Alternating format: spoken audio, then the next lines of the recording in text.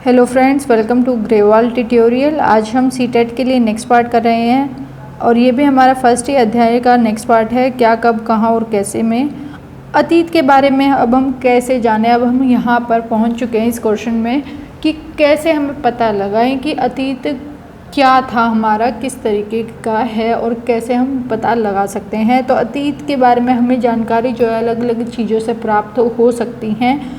जैसे कि अगर हम बात करें, हम पुस्तकें पढ़कर या फिर कुछ चीज़ों की खोज करके हमारे अतीत के बारे में हम पता लगा सकते हैं। ये जो पुस्तकें हैं ना, हाथ से लिखी होने के कारण इनको पांडुलिपियाँ कहा जाता है, यानी कि मैन्यूस्क्रिप्ट्स इनको कहा जाता है। जो पुस्तकें हाथ से लिखी गई हैं उनको हम पांडुलिपियाँ कहते हैं, यानी कि ऐसी किताबें जिनको हाथ से लिखा गया है उनको मैन्यूस्क्रिप्ट कहते हैं। और ये जो वर्ड है मैन्यूस्क्रिप्ट, ये इंग्लिश वर्ड से आया है जिसका मेन्यू का मतलब लेटेंट वर्ड से आया है। मेन्यू का मतलब क्या है? हैंड, यानी कि हाथ से लिखी गई चीज़ों को हम क्या कहते हैं? पांडुलिपियाँ कहते हैं, मैन्यूस्क्रिप्ट्स कहते हैं। ये जो पांडुलिपियाँ हैं ये एक पाम लीफ के ऊपर लिखी जाती थी। पांडुलिपियाँ ताड़ पत्रों पर लिखी जाती थी, या फिर जो हिमालय होते हैं, हिमालय जहाँ जहाँ हैं उन क्षेत्रों में एक पेड़ पाया जाता था जिसको हम ब्रुज नामक पेड़ होता था ना, उसकी छाल पे ये हमारी पांडुलिपियाँ लिखी जाती थी, मैन्यूस्क्रिप्ट्स लिखी जाती थी।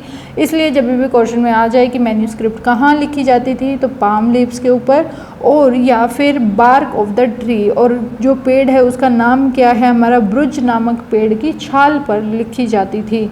और पांडुलिपियाँ हम किसे कहते हैं? जो चीज़ें हाथ से लिखी गई हों उनको हम पांडुलिपियाँ कहते हैं।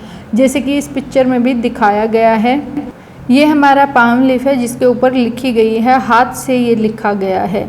नेक्स्ट आता है, कई वर्षों से इन पांडुलिपियों को कीड़ों ने खा लिया तथा कुछ नष्ट कर दी गई। और जो पांडुलिपियाँ बची हुई हैं वो आज के टाइम पर कहाँ पर हैं? मंदिरों में रखी गई हैं और विहारों में आपको देखने को मिल सकती हैं। ये जो पुस्तकें थी ये किस सब्जेक्ट से रिलेटेड थी? जो रिलीजियस बिलीफ है, यानी कि धार्मिक जो भी बातें हैं उनसे रिलेटेड ये बुक थी। और क्या क्या काम वगैरह किए जा रहे थे, राजाओं के रहने का क्या तरीका था, किस तरीके की उनकी ज़िंदगी होती थी, उनके जीवन के बारे में ये थी। मेडिसिन के बारे में थी, यानी कि औषधियाँ वगैरह, और तथा विज्ञान यानी कि साइंस के बारे में ये सारी पांडुलिपियाँ थी। इनके अलावा महाकाव्य, कविता तथा नाटकों में भी जो है पांडुलिपियाँ ये चीज़ें भी लिखी जाती थी। इनमें से कई जो है संस्कृत में लिखी गई हैं, जबकि कुछ जो हैं प्राकृतिक या तमिल भाषा में लिखी गई हैं। प्राकृतिक भाषा का प्रयोग आम लोग करते थे, जो प्राकृतिक भाषा है उसका इस्तेमाल आम लोग, जो आम जनता थी वो करती थी। बेसिकली यही है कि मैन्यूस्क्रिप्ट यानी कि पांडुलिपियाँ क्या होती है? पांडुलिपियाँ वो होती है जो कि हाथ से लिखी गई चीज़ें हैं, यानी कि किसी पाम लीफ पे या फिर जो हमारा ब्रुज जो पेड़ है उसकी छाल पर लिखी गई चीज़ें हैं। लेकिन लिखी किससे गई हैं? हाथ से लिखी गई हैं, उनको हम पांडुलिपियाँ कहते हैं।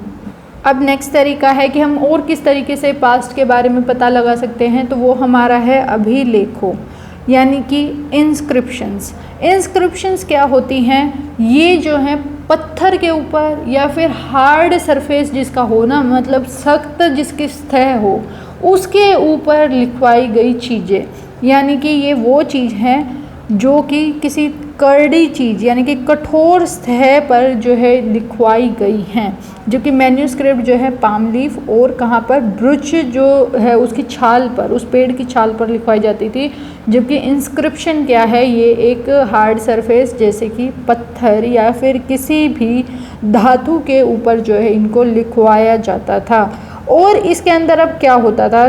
कौन इसको लिखवाता था? जैसे कि राजा होता था, तो अगर वो कहीं जीत के आया है तो वो क्या करता था? अपनी एक जो है इंस्क्रिप्शन लिखवा देता था कि मैंने यहाँ पर जीत हासिल की। या फिर कोई राजा है जिसको कुछ ऑर्डर देना है और चाहता है वो कि पूरी जनता उसको फॉलो करे, उसको माने उस ऑर्डर को, तो उस चीज़ को भी वो क्या करते थे उस टाइम पर कि पत्थर पर लिखवा देते थे ताकि सभी लोग उसको पढ़ पाएँ।